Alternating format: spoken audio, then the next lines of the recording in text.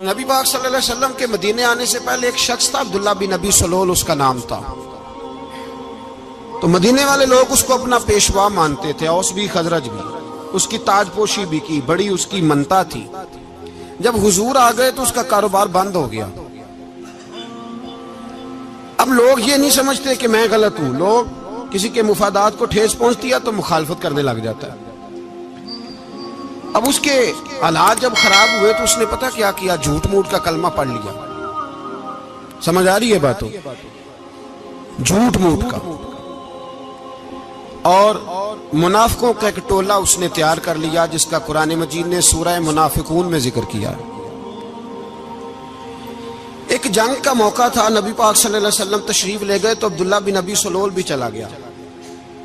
حضرت عمر فاروق رضی اللہ تعالیٰ عنہ کے ایک غلام تھے، وہ پانی لینے کنویں پہ گئے۔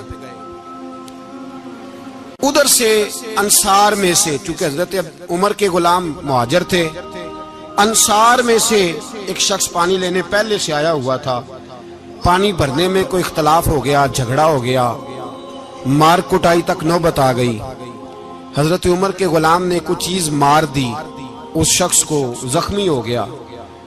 اس نے پکارا، عبداللہ بن ابی سلول نے سمجھا کہ موقع اچھا ہے، دوڑا ہوا آیا اور آ کر اس نے کہا، انصار مدینہ بھاگ کے آؤ، جلدی آؤ،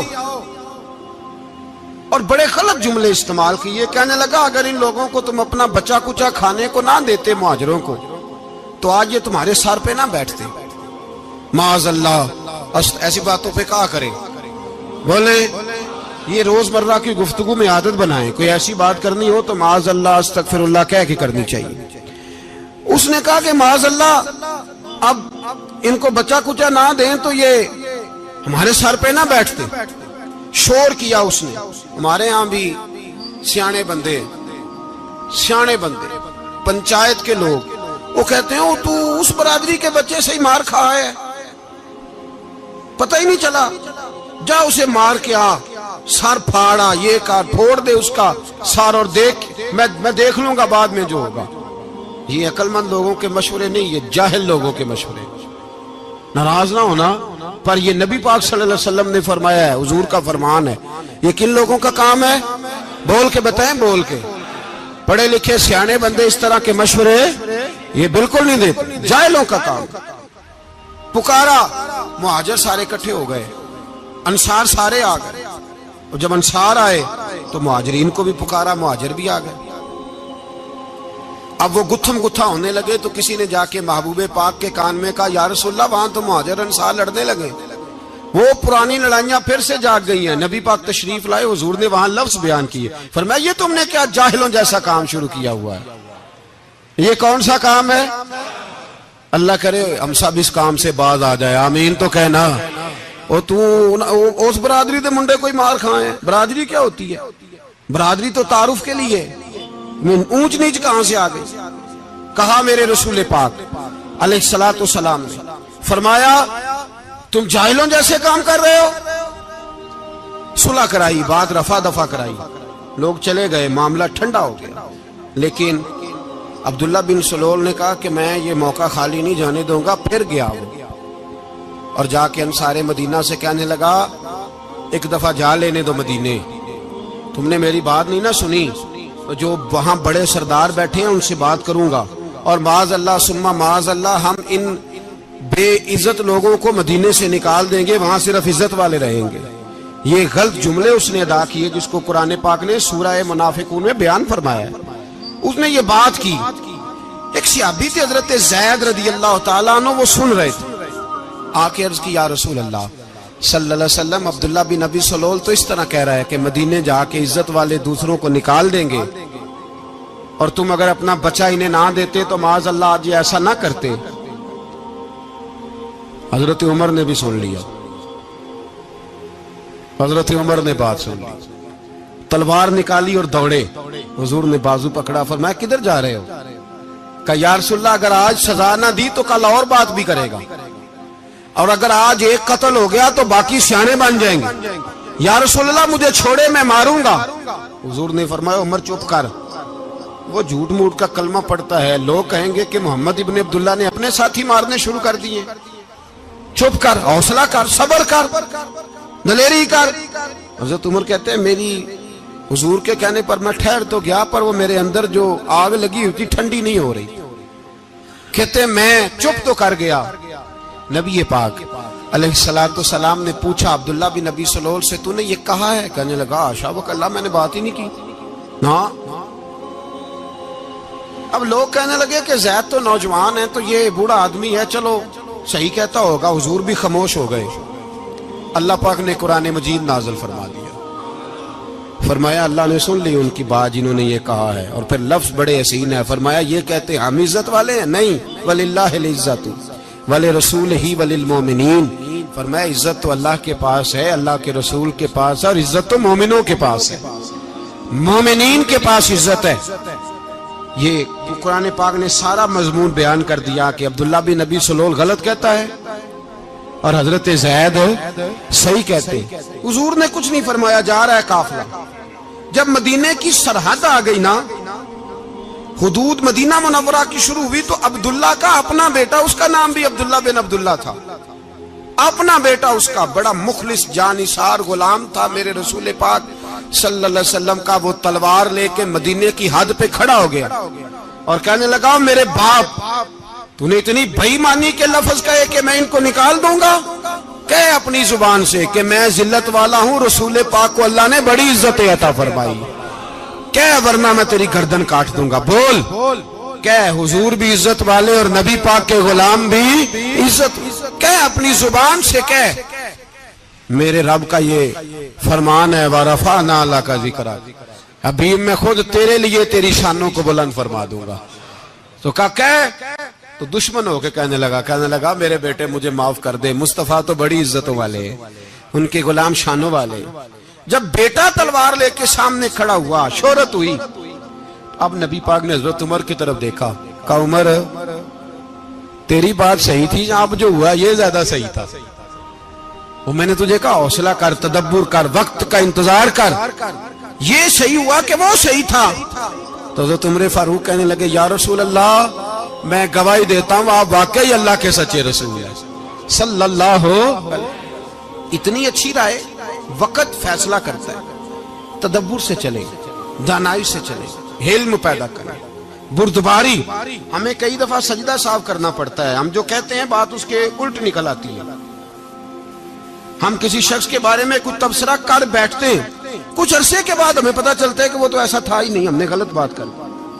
ہم بغیر تحقیق کے، بغیر تفتیش کے، حوصلہ نہ ہونے کی وجہ سے، صبر نہ ہونے کی وجہ سے ہم بہت سارے کام کر گزرتے ہیں، پھر ہمیں نقصان ہوتا ہے۔ اپنی زندگی میں علم نہ چھوڑیں، حوصلہ نہ، لڑائیاں ہوتی ہیں نا گھروں میں، اس کی وجہ خامد ہوتا ہے، بیوی نہیں ہوتی۔ یہ بات گھر جا کے بتانا کہ آج انہوں نے کہا لڑائی کی وجہ کون ہوتا ہے؟ نہ بولو تسی، پر میں تے آنکھ ہی چھڑیا ہے، وہ تو ریکارڈ ہو گیا ہے۔ لڑائی کی وجہ کون ہے؟ جڑے باتیں لڑتے ہیں وہ کندے ہی نہیں پے۔ وجہ کون بنتا ہے جی؟ کیوں بھلا؟ اس لیے کہ نبی پاک صلی اللہ علیہ وسلم نے فرمایا عورت کی اگل آدھی ہے تو تیری تو پوری ہے نا، جس کا مطلب ہے لڑائی اگر بچ سکتی تھی تو مرد کی وجہ سے بچ سکتی تھی، گھر میں امن ہو سکتا تھا۔ کہتے ہیں جی بڑی بیوقوف ہے، میری سنتی نہیں۔ تو میں نے کہا جو اس سے بحث کر رہا ہے وہ سیانا ہے؟ بولیں، جو بحث کر رہا ہے وہ عقل مند ہے؟ بندہ تو چلو تھا وہ دانشور شیکسپیئر، باتیں بعض اوقات اس کی کچھ ایسی ہیں۔ اس سے کسی نے پوچھا تھا عورتوں سے کون جیت سکتا ہے بحث میں، تو اس نے کہا تھا وہ جو ان سے بحث نہ کرے، جو ان سے بحث۔ تو بھائی تو وجہ اس لیے کہ حوصلہ تو نہیں کرنا تھا۔ نبی پاک علیہ السلام نے فرمایا بی بی ٹیڑھی لکڑی ہے، سیدھی کرنے کی کوشش کرو گے تو ٹوٹ جائے گی سیدھی۔ تو پھر کتنا بیوقوف ہے جو پتھر سے سر رگڑ رہا ہے، کتنا نادان ہے جو یہ حرکت کر رہا ہے، دریا میں چھلانگ لگا کے کہتا ہے ڈوبوں گا نہیں۔ تو بھائی حوصلہ پیدا کرے، علم پیدا کرے۔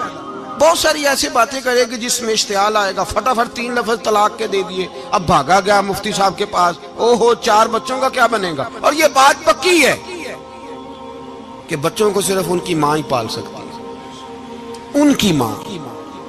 اور بات مجھے نہیں بھولتی، ایک شخص نے بیوی کو طلاق دے کے دوسری شادی کی. اس کا بیٹا تھا 10 سال کا. تو اس نے اپنے بیٹے سے کہا کہ بیٹے بتا پرانی اماں صحیح تھی یا یہ صحیح ہے؟ اس نے کہا نہیں ابا وہ تو جھوٹ بڑے بولتی تھی، یہ صحیح ہے. وہ جھوٹی تھی، وہ جھوٹ بڑے بولتی تھی میری سگی اماں، یہ سچ بولتی ہے.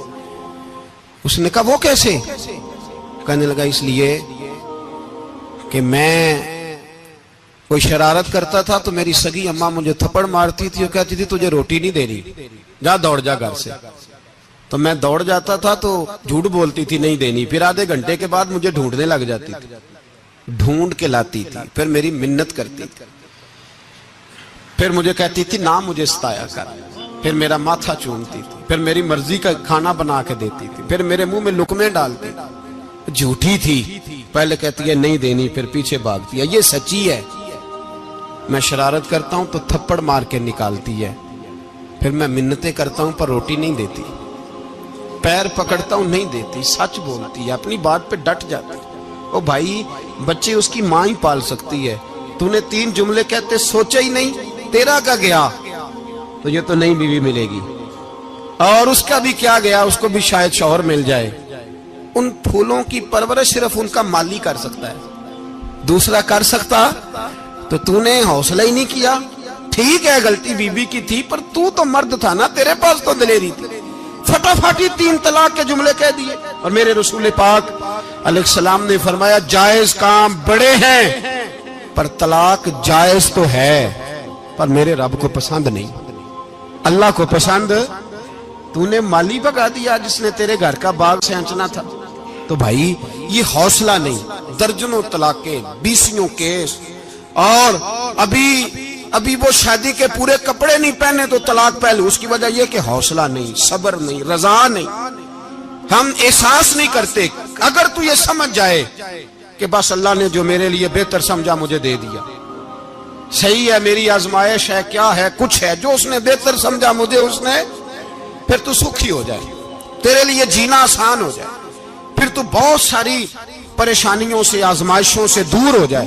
میرے نبی پاک علیہ السلام نے ہمیں حوصلہ کرنے کا حکم دیا، دلیری. 2-3 سال شاید پچھلے سال یا اس سے پچھلے سال حج کے موقع پہ نا ہمارے پاکستان میں تو بڑے بڑے انوکھے واقعات ہوتے ہیں. سننے سے کیا میں کہتا ہوں وہ عبرت کے لیے ہوتے ہیں. جعلی ویزے لگوا دیے حج کے کسی ایجنٹ نے، اللہ کے مہمانوں کو بھی لوگ لوٹ لیتے ہیں. جعلی ویزے لگوا دیے. اور مزے کی بات یہ ہے کہ پاکستانی ایئرپورٹ سے گزر بھی گئے وہ ویزے والے، اور احرام باندھے لوگ جدے پہنچ گئے. 4 آدمی تھے، انہوں نے ویزا دیکھا تو کہا نقلی آپ کو واپس جانا پڑے گا. اگلی فلائٹ سے وہ لوگ واپس آئے. آپ مجھے بتائیے ان کی جب وہ چھوٹے چھوٹے کلپ آئے، میڈیا نے ان کی باتیں سنی تو ان کے آنسو نہیں تھمتے تھے. ایک آدمی احرام باندھ کے گیا ہے، معمولی سمجھتے ہیں آپ؟ میرے جیسا غریب آدمی کبھی اس نے ارادہ کیا اور مدینے جانے کا لیٹ ہو جائے تو کلیجہ پھٹنے کو آتا ہے. کچھ مجبوریاں پیروں میں آ جائے، نہ جا سکے تو پتہ نہیں کتنی توبہ کرنے کو دل کرتا ہے کہ کہیں غلطی تو نہیں ہو گئی، کوئی ایسی بات تو نہیں نکل گئی. یقین کریں طبیعت پریشان ہو جاتی، یار کوئی ایسا کام تو نہیں ہو گیا جس کی وجہ سے یہ بات ہوئی. 4 آدمی لوٹ آئے، حالات خراب ہو گئے، لوگ رو رو کے قصے سناتے تھے. لیکن میرے رسول پاک علیہ السلام کا حوصلہ دیکھو. حضور کعبے کا بھی کعبہ، حضور مالک، حرم کے مالک مطلق، جن کے صدقے اللہ نے کعبہ کو بیت اللہ بنایا. حاجیو آؤ شہنشاہ کا روضہ دیکھو، کعبہ تو دیکھ چکے اب کعبے کا بھی کعبہ دیکھو. حضور 1400 صحابہ کو لے کے گئے عمرہ کرنے. مقام حدیبیہ پر پہنچے تو کافروں نے روک لیا، ہم عمرہ نہیں کرتے. تو اور میں خادم اور جو وارث و مالک ہیں 1400 صحابہ، ہم نہیں عمرہ کرنے دیتے، واپس جائیے. صلح لکھی جا رہی ہے. صلح کی شرطیں کیا ہیں؟ مکے سے کوئی آدمی غلطی سے بھی مدینے چلا گیا، مکے کا آدمی، تو مسلمان اگر ان کے ظلم سے تنگ آ کے، مکی مسلمان کافروں کے ظلم سے تنگ آ کے مدینے چلا گیا تو مدینے والے واپس کریں گے. اور اگر مدینے سے کوئی شخص غلطی سے بھی مکے چلا گیا تو مکے والے واپس نہیں کریں گے. اتنی سخت شرائط. حضرت عمر غصے سے کانپنے لگے, صحابہ پریشان ہیں, پر میرے رسول پاک نے صبر دکھایا, حوصلہ, تدبر. یہ تدبیر ہے, صبر ایک بہترین تدبیر ہے, اگر کوئی اپنائے تو بہترین طریقہ ہے. حضور نے فرمایا ہمیں منظور ہے, صلح کرو. اور اتنا سخت حکم ہے, کہنے لگے 1400 احرام والے واپس جائیں, بعد میں آنا, اس وقت نہیں عمرہ کرنے دیں گے. میرے نبی پاک علیہ السلام, مجھے بتاؤ, مجھے اور آپ کو دکھ ہوتا ہے تیاری ہو تو پروگرام رہ جائے, تو اگر احرام باندھا ہو اور اللہ کے رسول نے بندھوایا ہو تو حضور واپس لوٹنے لگے تو کتنی تکلیف کی بات ہے. حضور نے فرمایا چلو آئندہ آئیں گے. معاہدہ لکھا جا رہا ہے, حضرت علی معاہدہ لکھ رہے ہیں. لکھو محمد الرسول اللہ صلی اللہ علیہ, محمد الرسول اللہ صلی اللہ علیہ وسلم اور قریش مکہ کے بیچ معاہدہ. یہ تحریر لکھی جا رہی تھی تو ابو سفیان بول پڑا, کہنے لگا جی ہم محمد الرسول اللہ نہیں لکھنے دیں گے معاذ اللہ, یہی تو ہمارا جھگڑا ہے. اگر آپ کو رسول اللہ مان لیا تو پیچھے رہ کیا گیا, محمد ابن عبداللہ لکھیں. حضور نے حضرت علی سے فرمایا رسول اللہ کاٹ کے محمد ابن عبداللہ لکھو. حضرت علی لکھ رہے تھے, محمد الرسول اللہ لکھا تھا, فرمایا رسول اللہ کاٹ کے محمد ابن عبداللہ لکھو. تو حضرت علی کہنے لگے حضور مجھے یہ لفظ کاٹنا نہیں آتا, حضور مجھے یہ لفظ کاٹنا. کسی صحابی نے اعتراض نہیں کیا کہ لکھنا آتا تھا, کہا مجھے کاٹنا. حضور نے دوبارہ کہا علی کاٹ دو. کہا یا رسول اللہ مجھے یہ لفظ کاٹنا نہیں آتا. میرے حبیب نے تیسری دفعہ کہا علی کاٹو. تو شیر خدا نے قلم چھوڑا, ہاتھ باندھے اور کھڑے ہو کہنے لگے محبوبہ مجھے تیرے قصیدے لکھنے آتے ہیں, کاٹنے کوئی نہیں آتے. میں مجبور ہوں, مجھ سے نہیں ہوتا, کوشش کرتا ہوں, نہ قلم اٹھتا ہے نہ ہاتھ چلتا ہے. میرے حبیب پاک نے قلم پکڑا اور لفظ رسول اللہ خود کاٹ کے محمد ابن عبداللہ کرایا. بھائی وقت گزر گیا, صلح ہو گئی. یہ تدبر, یہ حوصلہ, یہ تدبیر میرے نبی نے فرمائی. اب تو 1400 کو مکے نے نہ داخل ہونے دیا, لیکن 1 سال ہی گزرا, تھوڑا ہی وقت گزرا, میرے رسول پاک 10,000 کو لے کے مکے میں داخل ہو گئے. 10,000 اس نے فائدہ دیا. حکمت کیا تھی, تدبر کیا تھا. قریش روز لڑائی کرنے آ جاتے تھے, تبلیغ ہی نہیں کرنے دیتے تھے. ان سے صلح ہو گئی تو نبی پاک نے کیسر کو خط لکھا, کیسر روم کو, ہرکل کو. دور دراز تبلیغ پھیل گئی, مسلمان 100,000 سے زیادہ ہو گئے. ان کی طرف سے اب وہ لڑائی بند ہو گئی. میرے حبیب پاک علیہ السلام کے حوصلے نے کمال دکھایا, اس تدبیر نے فائدہ دیا امت مسلمہ کو. 10,000 کا لشکر لے کے حضور کعبے میں داخل ہوئے. کل جو ابو سفیان کہتے تھے نا محمد رسول اللہ لکھنے نہیں دوں گا, آج وہ خود کہہ رہے تھے اشہد ان لا الہ الا اللہ واشہد ان محمد رسول اللہ صلی اللہ علیہ. کل جو کہہ رہے تھے کہ میں یہ لفظ نہیں لکھنے دوں گا, آج ابو سفیان کی حویلی میں لاکھوں لوگ, ہزاروں لوگ بیٹھے تھے اور سارے کہہ رہے تھے محمد الرسول اللہ, محمد الرسول اللہ, محمد الرسول اللہ صلی اللہ علیہ وسلم. میرے محبوب کی تدبر نے, فقاہت نے, اور پھر کمال ہوا. 1400 کہاں اور 1,44,000 کہاں. 1400 کہاں اور 1,44,000. 1400 کو نہیں جانے دیا عمرہ کرنے. میرے رسول پاک 1,44,000 کو لے کے حج کرنے چلے گئے. حضور نے حج کیا, ہر طرف لبیک لبیک کی صدائیں بلند ہوئی. یہ میرے نبی پاک کا تدبر ہے, حوصلہ ہے. اگر وقتی طور پہ حوصلہ کر جاؤ گے, دلیری کر جاؤ گے, آنے والا وقت آسان ہو جائے. حوصلہ نہیں, صبر نہیں, سکون نہیں, 2-4 باتیں, یہاں تک کہ لوگ ابا جی کی بات برداشت نہیں کرتے, ایسے جملے کہہ دیتے ہیں جو دوبارہ پلٹ کے نہیں آتے. ماں کو لفظ نہیں بولتے, باپ کی روح تک چھلنی کر دیتے ہیں وہ جملے. لیکن لوگ اس وقت حوصلہ کرنے, اور ہم پنجابی لوگوں نے تو گنجائش ہی بڑی دے دی ہے. کہتے ہیں بچہ ہے جے, ایک ہی ہے, ایک میں حوصلہ کرے کی ہے ماشاءاللہ. تو اگر جوان ہو گیا تو کہتے ہیں گرم خون ہے, مکہ کم. اگر بوڑھا ہو گیا تو کہتے ہیں بوڑھوں میں حوصلہ نہیں ہوتا, نہ بچے میں نہ. تو کس میں حوصلہ ہوگا, بولے کسی میں بھی نہیں. چھٹی سب کو فتویٰ مل گیا نا, یہ بچہ ہے جی, ابھی یہ تو بچہ ہے, آپ تو سیانے بیانے ہیں, یہ بچہ ہے. کمال ہو گئی ہے بھائی. کیا مطلب ہے بچہ ہے؟ بچے کو سارا پتہ ہے, ہر چیز اسے آتی ہے, حوصلہ کرنا ہی نہیں آتا. اور پھر کہہ دیا وہ تو گرم خون ہے. وہ کیا بات کرتے ہو, گرم خون؟ ابے کے گلے پڑ گیا گرم خون, اس کو کھڑا کرو نا ایس پی کے سامنے اور اس کو مار تھپڑ اس کے منہ پہ, تیرے گرم خون کا پتہ چلے. غریب کے یہ گلے پڑ گیا, اس کو کھڑا کرو ایس ایچ او کے سامنے, پھر پتہ چلے گا خون کتنا گرم ہے. وہاں بالکل چپ ہے, بالکل خاموش ہے. اور گرم خون اس کا صرف اماں کے لیے, جلال صرف رہ گیا اگر غریب گھر کی بیٹی بیاہ کے لایا تو صرف اس کے لیے. کوئی ایسی بات نہیں. ہم بڑے سیانے, ہمارا غصہ بڑا سمجھدار ہے, ہمارا وہ گرم خون بڑا سیانا ہے. وہ جہاں دیکھتا ہے کہ معاملہ ہلکا ہے تو وہاں وہ گرم خون جلال میں, اور جہاں دیکھتا ہے کہ سامنے والا تگڑا ہے تو وہاں وہ گرم خون فوراً ٹھنڈا ہو جاتا ہے.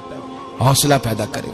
زندگی حوصلے مند لوگ جیتے ہیں, جو حوصلے مند نہیں ہوتے وہ تو زندگی کا ایک سال لطف سے نہیں جی پاتے. حوصلہ کریں, مسکرائیں. میرے نبی پاک صلی اللہ تعالی علیہ وسلم نے نا عثمان بن طلحہ, کعبے کی چابی ان کے پاس ہوتی تھی.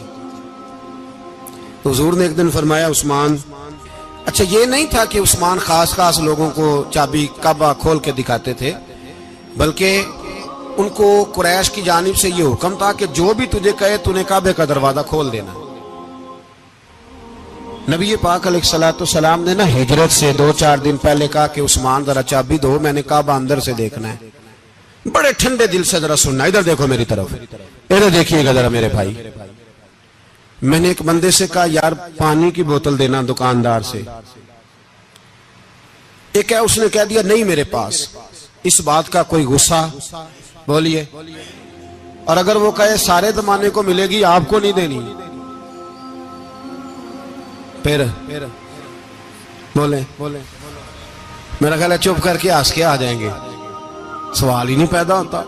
ہم کہیں گے مجھے نہیں نہ دینی, تو نے تو دکان اٹھا یہاں سے, بند کاری سے. کیا مطلب ہے سب کو دینی ہے تجھے نہیں دینی؟ کیا معنی ہے اس کا؟ لے کے جاؤں گا, جھگڑا ہوگا, بحث کریں گے. عثمان بن طلحہ سے حضور نے فرمایا دروازہ کھولو, کعبہ دیکھنا ہے. عثمان کہنے لگا میں ساری دنیا کو دکھاؤں گا, آپ کو نہیں دکھاؤں گا. کتنی سخت بات ہے, پر قربان جائیں رسول اللہ کے حوصلے پہ صلی اللہ علیہ. عثمان کہتے ہیں میں نے یہ بات کی تو نبی پاک مسکرانے لگے, اور میں اچھا نہیں دینی, تو حضور نے نا مسکرا کے اور میری کمر پہ تھپکی دی, فرمایا اچھا یاد رکھنا یہ چابی میں تجھ سے لے لوں گا, اور جس کو میرا دل کرے گا میں اس کو دوں گا. عثمان کہتے ہیں روز رات کو نبی پاک کے یہ جملے میرے کانوں میں گونجتے تھے کہ حضور نے فرمایا. کہتے ہیں جس دن پتا چلا نا نبی پاک 10,000 کا لشکر لے کے آ رہے ہیں, تو ابو سفیان میٹنگیں کر رہے تھے, مکے کے سارے سردار تیاری کر رہے تھے, اور میرے کانوں میں ایک ہی لفظ تھا کہ حضور نے فرمایا میں چابی لے لوں گا, پھر جس کو میں چاہوں گا اسے دوں گا. عثمان کہتے ہیں حد ہو گئی, وقت گزر گیا, حضور آ گئے, طواف فرمایا, اور طواف کے بعد میرے نبی پاک علیہ السلام نے فرمایا بلاؤ نا ذرا عثمان کو. عثمان کہتے ہیں میں چابی لے کے آیا تو دوسرا جملہ کوئی نہیں. ساڑھے نا کوئی بندہ مشورہ دے وے دی نہ منیے, تے جے کام مونجو ہو جے نا, جن جو نے مشورہ دیتا سی تے وہ نال ہی غوث پاک بن جاندا ہے. تینوں آکھیا سی نا, فوراً ہی داتا علی اجمیری ہو جاندا ہے. وہ کہندا تینوں پتہ نہیں میں کڈا ولی اللہ, تینوں میں آکھیا سی میں انج نہ کر, اور بندہ پریشان ہوتا ہے, کام الٹ ہو گیا, اور لاگوں آکھی جاندا ویکھو جی میں تے تانوں پہلوں ہی آکھیا سی جی. عجیب بات ہے, شیخ چلی کی طرح پیچھے پڑ جائے گا, میں نے تو پہلے ہی کہا تھا. او بس کر یار, اب تو خواجہ معین الدین اجمیری ہو گیا, بس کرو. مشورہ ہی ہوتا ہے, کسی کا مل جاتا ہے اور کسی کا نہیں لیا جاتا. فوری طور پہ بندہ اٹھ کے نہ تو ولایت کی 4تھی سیڑھی پہ چڑھ جائے گا, کہے گا میں تو ابدال وقت ہوں, میں کتب دورہ ہوں, میں نے تجھے کہا نہیں تھا. بس کر یار, کئی دفعہ مشورے صحیح ہوتے ہیں, کئی دفعہ صحیح. بولیے. نبی پاک صلی اللہ علیہ وسلم کی احد کے دن خواہش یہ تھی کہ اندر رہ کے لڑنا ہے. جوان صحابہ نے کہا باہر جا کے لڑائی کرنی ہے. حضور نے باہر جا کے جنگ کی, بظاہر مسلمانوں کو شکست ہوئی. حضور نے ایک دفعہ نہیں کہا کہ میں نے تمہیں کہا نہیں تھا اندر رہنا ہے, بس ہو گیا جو ہو گیا. اب اس میں فٹافٹ اگلے کو حوصلہ دو، کوئی عرض نہیں یار. نبی پاک سب بولیے صلی اللہ علیہ وسلم، میرے حبیب پاک علیہ الصلوۃ والسلام نے نا کہا عثمان کو بلاؤ. عثمان آئے تو عثمان کہتے میں نے چابی دی تو میں تیار تھا، میں تیار تھا کہ اب میری بات ہوگی اور رسوائی ہوگی. لیکن کہتے ہیں قربان جائیں مصطفیٰ نے تو یہ جملہ بھی نہیں کہا کہ میں نے تجھے کہا نہیں تھا، یہ بھی نہیں کہا. حضور نے چابی لی، کعبے کے بت صاف کیے، نماز پڑھی، واپس آئے. فرمایا عثمان میرا وعدہ تھا تیرے ساتھ کہ جس کو میں چاہوں گا چابی دوں گا، یہ لو چابی میں تجھے ہی دینا چاہتا ہوں، لے لو رکھ لو. عثمان کہتے ہیں وہ چابی نہیں میرے طرف آ رہی تھی، میری طرف ایمان آ رہا تھا. وہ چابی نہیں آ رہی، ایمان آ رہا تھا میری جانب. کہتے ہیں میرے ہاتھوں میں چابی آئی اور میری زبان پہ کلمہ توحید جاری ہو گیا. بھائی تدبر، حوصلہ، صبر، رضا. ہمیں تو ٹائم بھی نہیں گزارنا آتا. گھر کا ماحول، گھر کے اندر رہ کے لوگ دکھی ہیں، اس لیے کہ ہماری طبیعتوں میں حوصلہ نہیں، ایک منٹ کے لیے نہیں، ایک سیکنڈ کے لیے بھی ہم یہ برداشت نہیں کرتے کہ چلو تھوڑا انتظار کریں، وقت کو دیکھیں، موقع کو دیکھیں. میرے نبی پاک علیہ الصلوۃ والسلام پہ اتنی مصیبتیں آئیں کہ پہاڑ پہ آتی تو وہ ریزہ ریزہ ہو جاتے، لیکن کسی مقام پر بھی حضور علیہ الصلوۃ والسلام شکوہ کرتے نظر نہیں آتے. ہم غریبی کا رونا روتے ہیں، ہر چوتھا آدمی کہتا ہے بڑا غریب ہوں، لیکن میرے نبی پاک علیہ الصلوۃ والسلام نے چوتھے دن کھجور کھائی، سرکہ کھایا ہے اور موٹے بان کی چارپائی پہ آرام کیا. حضرت عمر نے کہا حضور کتنی تکلیف ہے؟ فرمایا عمر کوئی تکلیف نہیں، تھوڑا سا تو وقت ہے، جنت میں جائیں گے، ساری نعمتیں اللہ نے ہمارے لیے تیار کی ہوئی. راضی بالرضا، راضی بالرضا، کوئی کسی قسم کا مسئلہ نہیں. ہمیں آزمائشیں آتی ہیں، تکلیفیں آتی ہیں، بیماریاں آتی ہیں، لوگ چھوٹی چھوٹی بات پر پریشان ہو جاتے ہیں، ذرا ذرا سی بات پر شکوہ کرتے ہیں. میرے رسول پاک علیہ السلام نے فرمایا جب میرا رب کسی کو بیمار کرتا ہے تو 2 فرشتوں کو بھیجتا ہے، جاؤ میرے بندے کی تیمارداری کر کے آؤ. اللہ اکبر، خود رب بھیجتا ہے، جاؤ میرے بندے کی.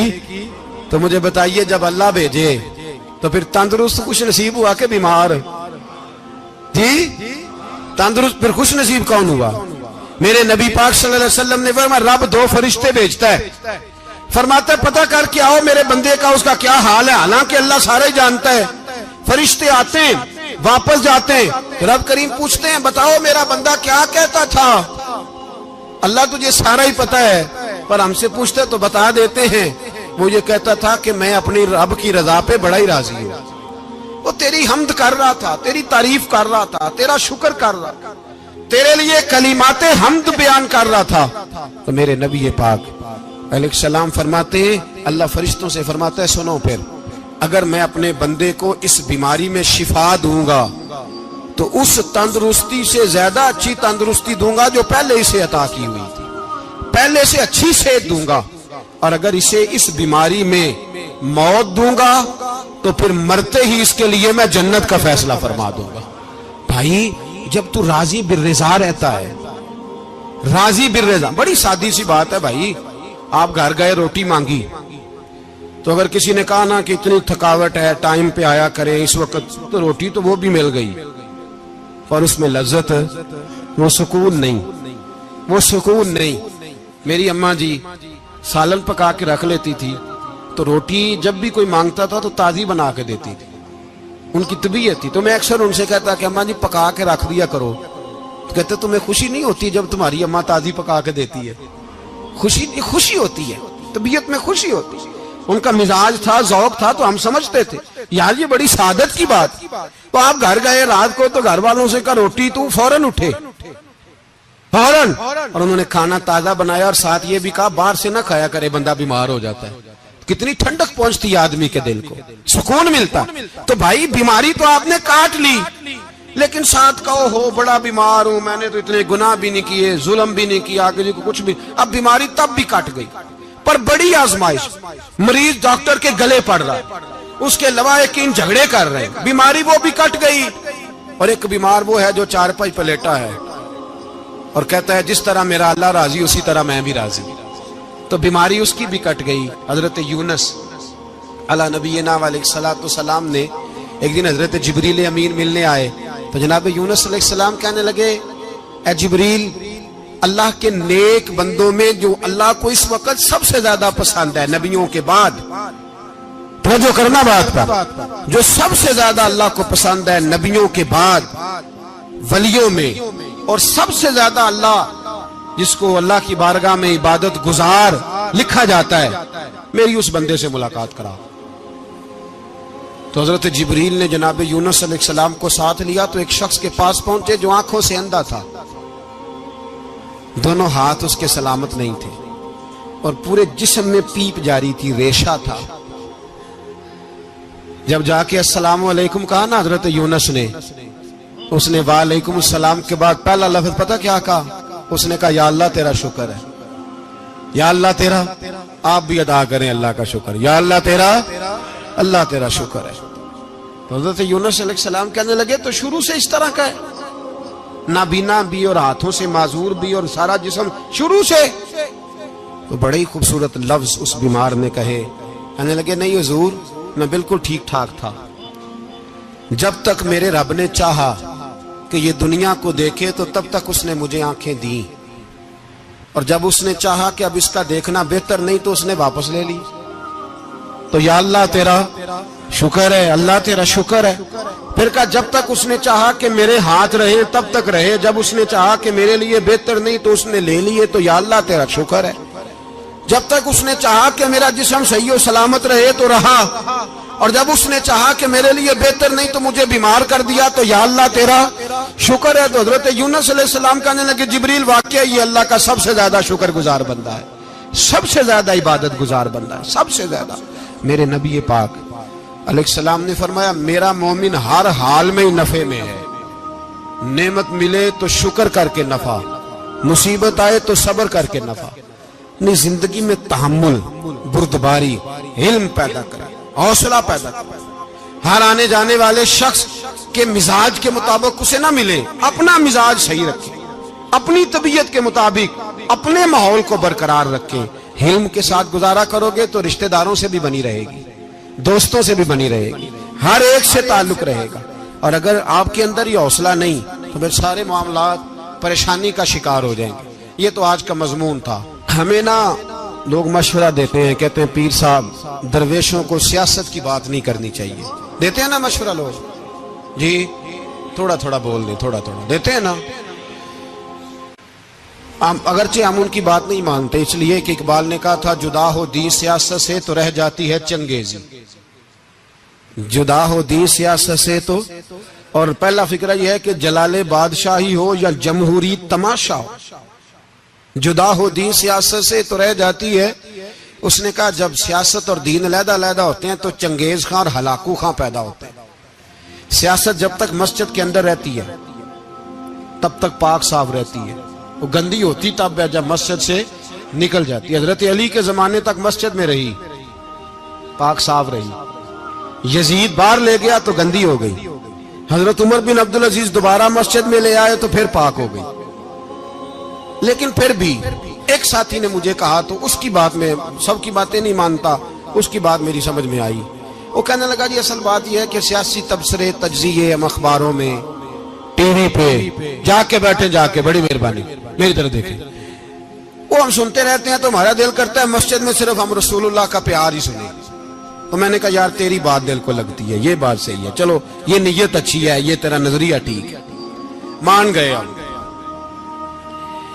میں چلا گیا دکاندار کے پاس اور میں نے اس کو جا کے کہا کہ گاڑی کا انجن کھولو، اس طرح کرو، اس طرح۔ اس نے کہا مولانا آپ جا کے نا گاڑی تو فقہ کی کتاب کھولیں، اس لیے کہ گاڑی کے انجن کے بارے میں آپ کو معلومات، یہاں اگر آپ نے یہ کام کرنا ہے تو اس کو پڑھیں، کسی استاد کے پاس ورکشاپ پہ آئیں، آپ کے ہاتھوں کو، منہ کو، چہرے کو مٹی لگے، دھواں لگے، گریس لگے، پھر آپ کو پتہ چلے گا انجن کیسے کھلتا ہے۔ صحیح کہہ رہا ہوں نہیں صحیح کہہ رہا؟ دعا گلا تو یہاں کر چڑی جائے، صحیح کہہ رہا ہوں جی۔ اگر مولوی کو اجازت نہیں سیاست کی بات کرنے کی، اور مولوی کو اجازت نہیں کہ انجن کی بات کرے، تو سیاستدان کو اجازت ہے دین کی بات کرنے کی۔ یہاں تو وہ آئے نا مدرسے میں پڑھے، پورا دین حاصل کرے، پھر وہ بولے تو پھر تو ٹھیک ہو گیا، لیکن جب اسے سورت اخلاص بھی سیدھی نہیں آتی تو فتوے دینے کی اس کو ضرورت ہے کوئی؟ بولے نا یار، کیوں چھیڑتے ہیں سیاست؟ ہم نہ پچھلے جمعے جلوس نکالنا چاہ رہے تھے ختم نبوت کی ترمیم کے حوالے سے، حکومت وقت نے کہا کہ ہم واپس لیتے ہیں، تو میرے بہت سارے دوستوں نے کہا جی نکالنا چاہیے، انہوں نے کیا کیوں؟ میں نے کہا یار لوگوں کو بھی پریشان نہیں کرنا چاہتے، ہماری اپنی سڑکیں ہیں، کسی کو بس ٹھیک ہے، انہوں نے واپس لے لی تو بات ختم ہو گئی، ہم مان گئے، تسلیم کر لیا۔ اتنا ہمارا مطالبہ ہے کہ اس آدمی کو ضرور سزا دو جس نے یہ ترمیم کی ہے، لیکن ہم نہیں کرتے، کوئی نہیں نکلے، نہیں نہ نکلے بولے ہیں۔ تو وزیر قانون صاحب کو کیا مصیبت بنی ہوئی ہے نیا فتویٰ دینے کی؟ کہ ہے کوئی شوق انہیں دینا چاہیے فتویٰ؟ کہتے نہیں مرضیوں میں ہمارے درمیان تھوڑا ہی فرق ہے۔ مجھے یوں لگتا ہے کہ یہ جان بوجھ کر کوئی نہ کوئی ایسی شرارت کرتے ہیں جس سے لوگ اشتعال میں رہے، جان بوجھ۔ حلم، حوصلہ، صبر ذات کے بارے میں تو ہے، لیکن اگر کوئی رسول پاک کی بے ادبی کرے تو پھر حوصلے کی بات ہے ہی نہیں، پھر تو جہاد کی بات ہے۔ اور میں دیانتداری سے مسجد میں باوضو بیٹھ کر جمعے کے دن مشورہ دیتا ہوں حکومت کو اور وزیر قانون کو مشورہ دیتا ہوں کہ نہ فرعون کی حکومت ساری زندگی رہی، نہ نمرود رہا، نہ جاج بن یوسف رہا، نہ یزید رہا، اور یار درباری بن کے حکمرانوں کی چاپلوسی کرتے کرتے تم یہاں تک آ گئے ہو کہ اب نبی پاک کی عزت کو ہاتھ ڈالنا شروع کر دیا ہے۔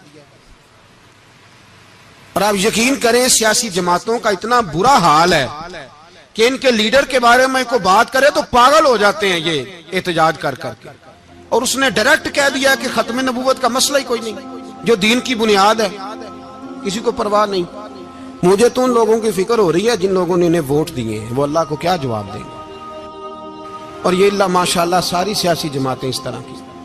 اور میرا وزیر قانون صاحب کو بھی مشورہ ہے کہ زندگی بڑی تھوڑی ہے، بڑی تھوڑی، اللہ سب کو معاف کرتا ہے، اپنے رسول کے غداروں کو معاف نہیں کرتا۔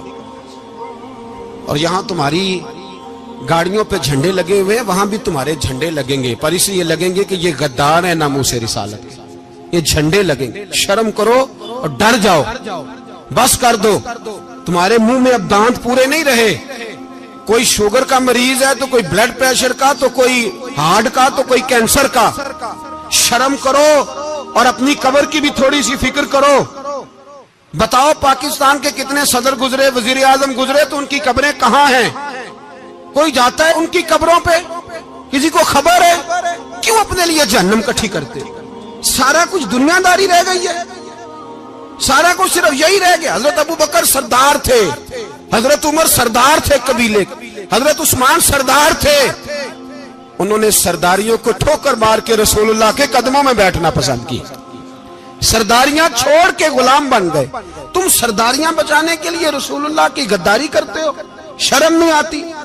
اور قوم شکوہ ہے مجھے ان لوگوں سے جو مولوی تو کہہ دیتے ہیں تو سیاست نکار، اور کسی سیاستدان کو منع نہیں کرتے کہ جب تجھے سورت فاتحہ بھی نہیں آتی تو تجھے کس نے اجازت دی ہے اتنی بڑی بات؟ اور میں نے پچھلے سے پچھلے جمعے بھی کہا تھا، پھر کہتا ہوں اور آن دی ریکارڈ کہتا ہوں، مرزائی کل بھی کافر تھے، آج بھی کافر، اور قیامت تک، اور جو ان کے کفر میں شک کرے وہ بھی، اور پکا بے ایمان ہے، کافر ہے، وہ وزیر قانون ہو یا صوبائی ہو یا وفاقی ہو۔ من شک فی کفر ہی فقط کفر، جو مرزائی کے کفر میں شک کرے وہ بھی کافر ہے۔ ہمارے رسول آخری رسول ہے، ہم کسی کو یہ اجازت نہیں دیں گے کہ وہ ختم نبوت میں رکھڑا ڈالنے کی کوشش کرے، ہم کسی کو یہ اجازت ہے۔ اور تم نے قوم کو لوٹا، لوٹتے رہو، اب ایمان پہ ڈاکے تو نہ ڈالو۔ تمہیں دولت لوٹ کے پیٹ نہیں بھرا، اب ایمان لوٹنا شروع کر لیا ہے۔ تمہارا فیکٹریاں لوٹ کر، قومی خزانہ لوٹ کر پیٹ نہیں بھرا، بھائی مانو اب دین بیچ کر اپنی حکومتیں پکی کرو گے۔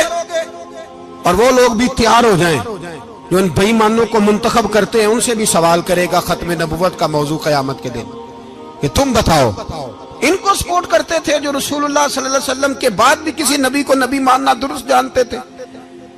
شرم آنی چاہیے، خیال ہونا چاہیے۔ اور میں نے کہا کہ ہمارا دل نہیں چاہتا آپ یقین کریں. ہمیں شوق ہے جلوس نکالنے کا، تمہارے خلاف باتیں کرنے کا. تم نے روز تھرمامیٹر نکالا ہوتا ہے، چیک کرتے ہو کہ ایمان کتنا ہے کتنا نہیں ہے. یہ پاکستان اگر صوبہ سندھ ہے تو حضرت عبداللہ شاہ غازی کا ہے، اگر بلوچستان ہے تو حضرت بابا عبد الرحمان کا ہے، اور اگر پشاور ہے تو وہ صوفیاء کا ہے، اور اگر یہ دھرتی پنجاب ہے تو یہ داتا علی اجویری کی ہے، یہ بابا فرید الدین کی ہے.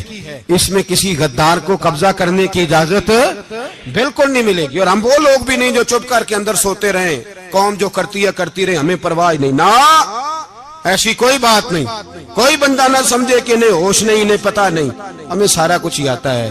پھر اگر کل کو کوئی ممتاز قادری پیدا ہو گیا تو شکوہ نہ کرنا، کل کو کوئی پھر سے عامر چیمہ نکل آیا تو شکایت نہ کرنا، یاد رکھنا.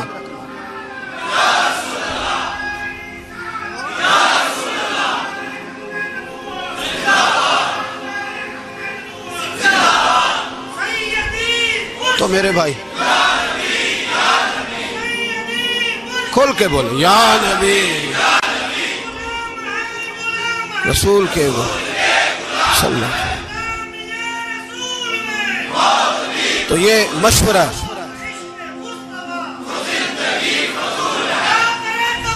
جزاک اللہ. تو یہ تمہیں مشورہ ہے.